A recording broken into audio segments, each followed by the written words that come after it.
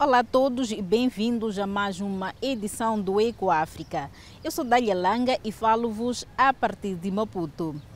É bom tê-los conosco. Vamos olhar para os temas em destaque nesta edição. O que significa a expansão das redes ferroviárias para as pessoas e para o ambiente? O que acontece aos milhões de máscaras faciais usadas durante a pandemia? E o que acontece aos grupos étnicos que são expulsos do seu território de origem? Na maioria dos países africanos, os autocarros e os táxis de 2 e 3 rodas constituem a espinha dorsal dos transportes públicos. De acordo com um estudo do Banco Africano de Desenvolvimento, os comboios representam menos de 20% da indústria dos transportes, sendo que os comboios de passageiros constituem uma proporção ainda menor. O Quênia é um dos poucos países africanos que quer mudar esta realidade. O Eco África foi dar uma volta na nova rota entre Nairobi e Mombasa.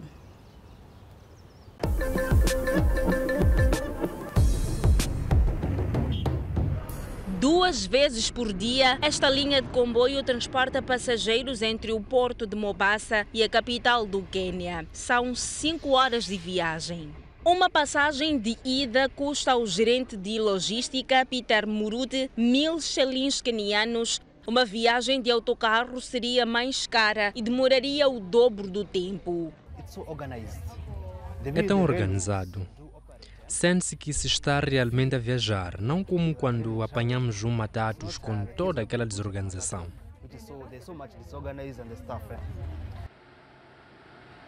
A ligação ferroviária funciona há 4 anos, mas é altamente controversa. A maioria dos países africanos dependem das estradas para o transporte, seja por automóvel, autocarro ou caminhão. É um setor-chave, mas também uma ameaça para o clima. O Ministério dos Transportes do Quênia calcula que o setor tenha emitido, em 2019, mais de 40% de dióxido de carbono do que em 2010. A emissão de gases com o efeito de estufa, especialmente dióxido de carbono, é tóxica. Pode afetar a saúde. Se o Quênia não descarbonizar, a área ficará muito mais quente e seca. Este tipo de vegetação dará lugar a uma vegetação ainda mais esparsa e os animais selvagens morrerão. Aqueles que se podem dar o luxo de migrar irão para outras áreas. Em comparação com o transporte rodoviário, as emissões de gases com efeito de estufa das ferrovias são insignificantes. Mas a ligação ferroviária Mombasa-Nairobi não reduziu as emissões nacionais de forma significativa. Só travou o seu aumento constante, embora transporte cerca de 1,5 milhão de passageiros todos os anos. O frete ferroviário pode ser uma boa solução para o transporte de mercadorias. Este comboio contém 108 contentores, substituindo exatamente esse número de caminhões na estrada. Peter Muruti importa aparelhos elétricos de Taiwan e da China para vender no Quênia. O custo de trazer um contentor de Mombasa para Nairobi por transporte ferroviário é mais barato. Por outro lado, o tempo importa nos negócios. Um caminhão demora de Mombasa a Nairobi cerca de 12 horas. Para um comboio, é 4 a 6 horas. É uma mais-valia para as empresas. Mas os camionistas não são tão otimistas, alguns nem veem benefícios. O comboio não ajudou a reduzir a poluição. Está a criar desemprego. Seja noite ou dia, as emissões são as mesmas. Farouk Said passa dificuldades. Costumávamos ter 3 ou 4 autocarros por dia, agora enviamos apenas 2. Em comparação com o comboio, eles enviam quase 13 a 14 carruagens com cerca de 1.000 passageiros. Nós estamos a transportar cerca de 20 passageiros, o que tem um grande impacto. A economia foi o principal impulsionador da ferrovia. Os custos de construção chegaram a 3 mil milhões de euros, 90% dos quais financiados pela China para promover as suas atividades em África. É o maior projeto individual de infraestrutura do Quênia desde a independência. É também o que mais causa impacto no ecossistema. A ligação de quase 500 quilômetros passa por várias reservas de vida selvagem. Do Parque Nacional de Nairobi à reserva de Tsavo, nos arredores de Mombasa. Tobias Nyumba é um analista ambiental que estuda os efeitos dos grandes empreendimentos. Para ele, os projetos tiveram um sério impacto na biodiversidade. Por exemplo, na área de Voi, onde a linha corta o Tsavo Leste e Tsavo Oeste. O que fez foi impedir o movimento de vida selvagem entre as duas áreas. Com referência específica ao Parque Nacional de Nairobi, está-me a ver uma situação em que a vida selvagem está a migrar para áreas de comunidade e a envolver-se em conflitos com o homem. Mas os parques beneficiaram-se economicamente da ligação ferroviária. A cidade de Voi é uma paragem importante para os turistas que vão para os parques nacionais de Tsavo Este e Tsavo Oeste. São o lar de uma importante população de elefantes cujas presas tocam no solo. Milhares de turistas fazem safaris aqui todos os anos. Agora, com o comboio, estamos felizes por ter turismo. Proporcionou o turismo doméstico. Oferece um serviço eficiente, um serviço muito acessível, limpo e com bons padrões. Peter Murute chegou a Mombasa para supervisionar a sua última remessa. 1/3 de toda a carga pode ser transportada por comboio até Nairobi. Mas os planos para a extensão da linha estão em curso. A nova conexão ligará Nairobi a Naivasha. Uma extensão adicional está a ser planeada para passar por Kisumu, Malaba e ir até a capital do Uganda, Kampala. As ferrovias podem oferecer uma solução de longo prazo para a poluição causada pelos transportes de carga e passageiros, mas serão necessárias outras centenas de quilómetros de vias se o Quênia quiser atingir as metas de redução de emissões até 2030. Não há dúvida que a descarbonização do setor dos transportes traria um futuro mais limpo, saudável e acessível em África. Por falar em limpo e saudável, já se perguntou o que acontece a todas as máscaras faciais que usamos e descartamos desde o início da pandemia, especialmente as dos centros médicos? Veja esta solução que está a ser desenvolvida no Reino Unido.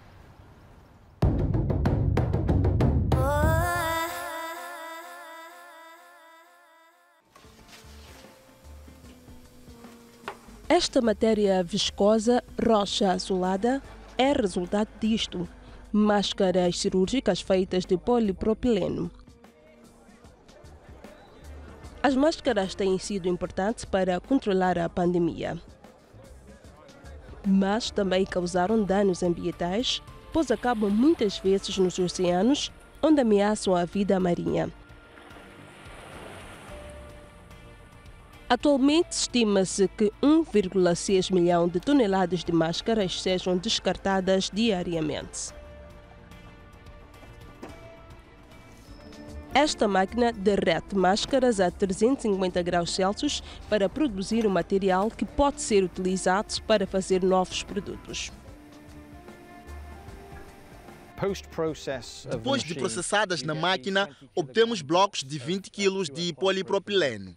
São totalmente inertes, estéreis e estão prontos para ir para a reciclagem. A indústria de moldagem por injeção, por exemplo, leva-os para fazer cadeiras escolares. Fazem-se baldes também. O plano é dar às luvas descartáveis e aos testes da Covid-19 o mesmo tratamento, mais um passo para reduzir o lixo da pandemia. Gostou do programa? Conte-nos se também está a fazer a sua parte. Visite a nossa página dw.com/português e siga a hashtag DoingYourBit. Faça a sua parte. Nós partilhamos as suas histórias.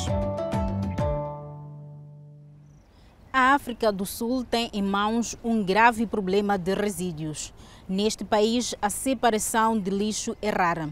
Mais de 90% dos resíduos acabam em aterros sanitários. Em 2020, a Estratégia Nacional de Gestão de Resíduos foi reformulada e visa agora reduzir os impactos sociais e ambientais dos resíduos.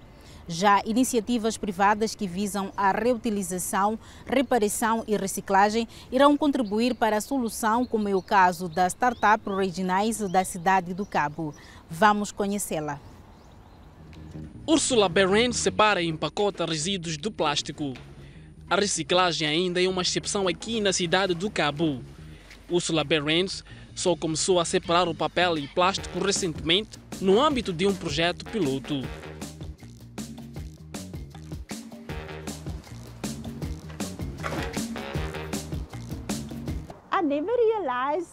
Nunca percebi que as coisas estavam tão más até começar a economizar plástico.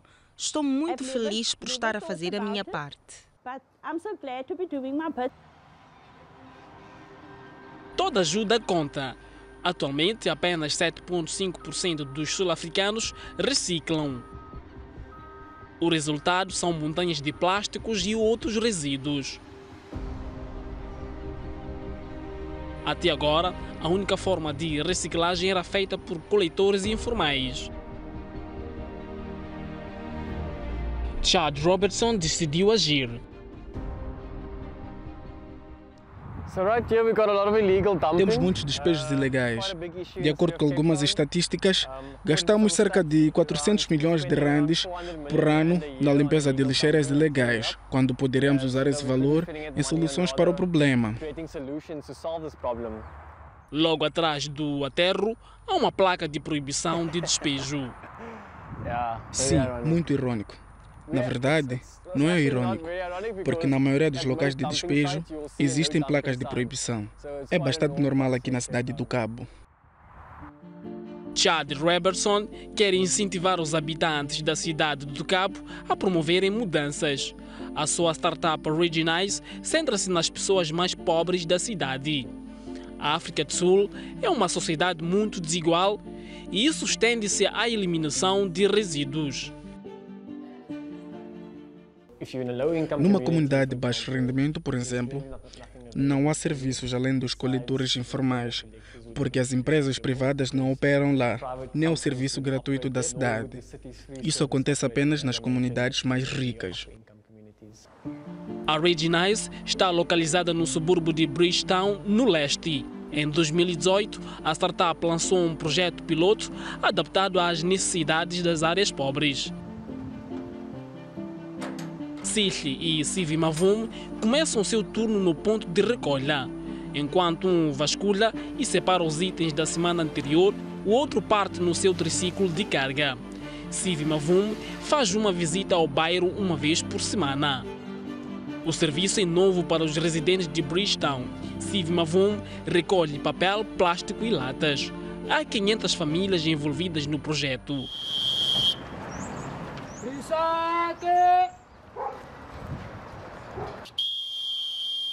Hoje, ele passa por 150 casas. Faz uma anotação cuidadosa de quanto pesa cada saco. A gaiola de carga enche-se rapidamente. Os moradores envolvidos no projeto não pagam pelo serviço de recolha, muito pelo contrário. Todos os participantes recebem uma quantia fixa em Rimali por cada recolha de lixo. Rimali é uma moeda virtual que pode ser gasta em vales de compras, saldo móvel ou doações. Muito obrigado, Yai. Preciso de comprar comida para o cão. Isto pode ser para a comida do cão, que é cara. Sivi Mavum regressa ao depósito. O projeto oferece emprego a antigos coletores de lixo informais e jovens desempregados como Sivi Mavum. Os seus colegas levam os materiais reutilizáveis selecionados para uma central de reciclagem onde os resíduos são transformados. Mas ainda mais feliz por estar a fazer algo contra o problema do lixo.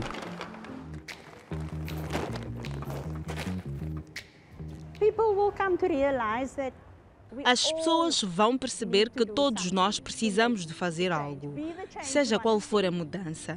Estou feliz por ter começado tarde, mas mais vale tarde do que nunca.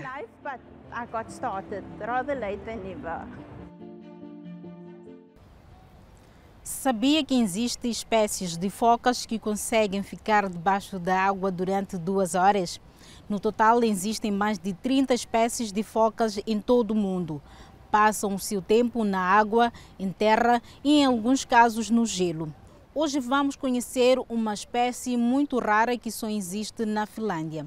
É um sítio agradável, mas nem sempre seguro. Eava é provavelmente a foca anelada mais incomum do lado Saimaa. Há anos que Risto Eronen está de olho nela. Ao contrário das outras focas aneladas, esta não fica debaixo de água por períodos longos. Eava passa muito tempo à superfície e por um motivo trágico.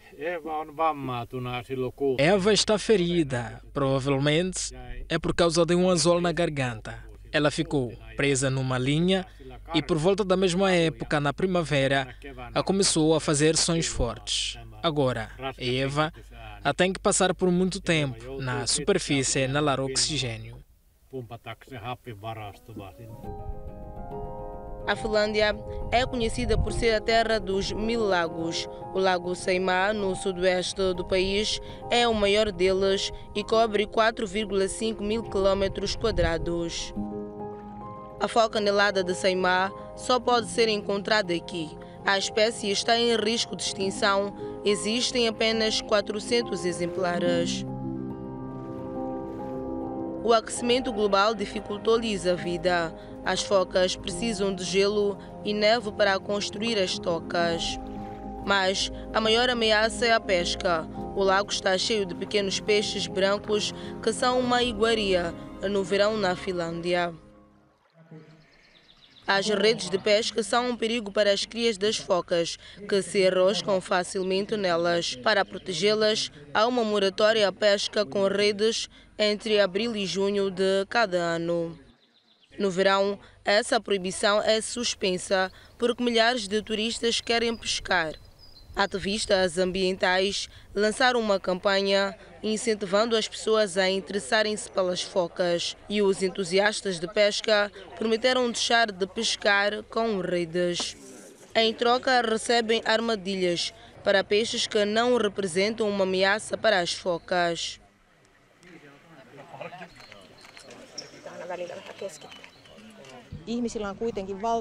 Há um desejo muito forte de proteger a foca. E como a quantidade de informações aumentou nos últimos anos, mais pessoas estão a par disso.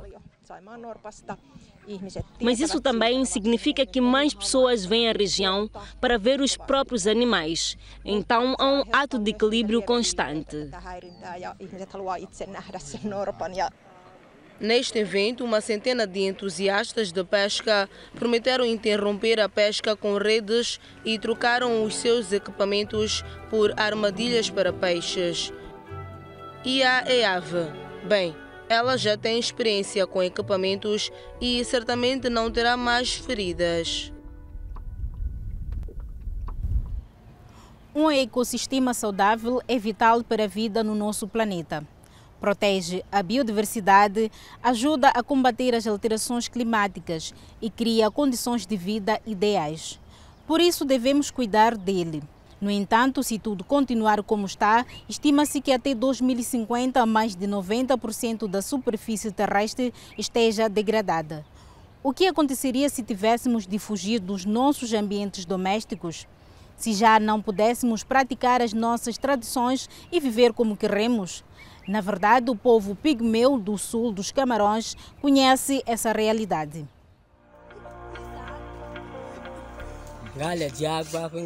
Saímos da nossa aldeia e cruzamos o rio para colher mel. O meu irmão estava a passar quando viu as abelhas a voar para uma árvore e avisou-nos. Para o povo Baka, que já foi apelidado de pigmeu, a floresta sempre lhes deu tudo o que precisavam para viver. Um dos seus alimentos básicos é o mel. Um ninho como este é suficiente para satisfazer todo o grupo por um dia. Mas estas viagens para a floresta já não são permitidas. A área protegida dentro e ao redor da reserva está sob controlo e isso tem empurrado as famílias para fora do território. Agora temos que cultivar alimentos aqui e não sabemos porquê. Também não temos nenhum tipo de serviço de saúde. Cuidamos das coisas da maneira tradicional. Estas mulheres sabem exatamente onde encontrar as raízes e plantas para as práticas medicinais. Em 1987, a região foi declarada Patrimônio Mundial da Unesco. O seu tamanho é semelhante ao da Gâmbia.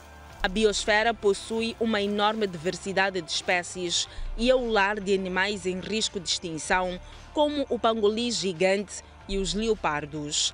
Mas a pressão sobre a área protegida aumentou. Há 10 anos, o governo dos Camarões reservou parte das florestas da reserva para uso industrial. A selva onde outrora os bacas se estabeleceram foi destruída para dar lugar a milhares de seringueiras. Uma empresa de Singapura colhe a matéria-prima. Até agora, cerca de 10 mil hectares foram transformados em plantações. Isso equivale a 14 mil campos de futebol, diz a conservacionista Renes Joja. Para os Baka, a situação é incompreensível. Estas comunidades não estão apenas a perder o seu sustento por terem o seu modo de vida virado do avesso. Perderam os costumes culturais e não têm mais acesso aos seus lugares sagrados. A empresa é obrigada a garantir operações sustentáveis e a gerar empregos para a população local. Mas muitos dos funcionários da empresa não são daqui, nem pertencem ao povo Baka. Os gestores da empresa dizem que atuam de forma consciente, recolhem a água da chuva, utilizam energia solar e reciclam a água utilizada. C'est le niveau de pollution des cours d'eau utilisés au quotidien par les communautés qui est en train de... A poluição dos rios aumentou por causa dos agentes químicos usados e do trabalho realizado recentemente durante a construção da fábrica. Mas également du fait de l'usine que l'entreprise vient à peine de construire. Até agora, a Sudicam, a filial local da empresa, utilizou apenas 1/3 da área florestal atribuída pelas autoridades. A expansão foi interrompida também porque os fundos de desenvolvimento internacional foram retirados. A Unesco e alguns grupos ambientais têm feito pressão. Mas não foi por causa de alguns críticos, basicamente das ONGs. É a nossa própria consciência que nos diz isso e nós continuamos a lutar pelo compromisso de zero desflorestação. Nicorini Noa, da Agência de Conservação Local, visita os assentamentos Baka regularmente. Ela explica aos moradores por que motivo as florestas são protegidas, mas os locais não entendem. Sim, alguns dos nossos filhos estão a ir para a escola, mas não há trabalho e há muita pobreza. Espero que olhem para nós, porque não estamos bem. Para o povo Baka, cujas famílias tiveram que se retirar para longe da reserva, há apenas uma maneira de se reinstalarem na floresta: se a empresa de borracha permitir que eles voltem para as partes da floresta ao redor da reserva. Uma forma de proteger os nossos ecossistemas é respeitar e apoiar as culturas indígenas. Espero que tenha gostado do nosso programa e que tenha aprendido algo sobre o ambiente. Por hoje é tudo aqui de Maputo, Moçambique. Voltamos na próxima semana com mais histórias inspiradoras sobre como podemos fazer do nosso planeta um lugar melhor para viver. Até lá!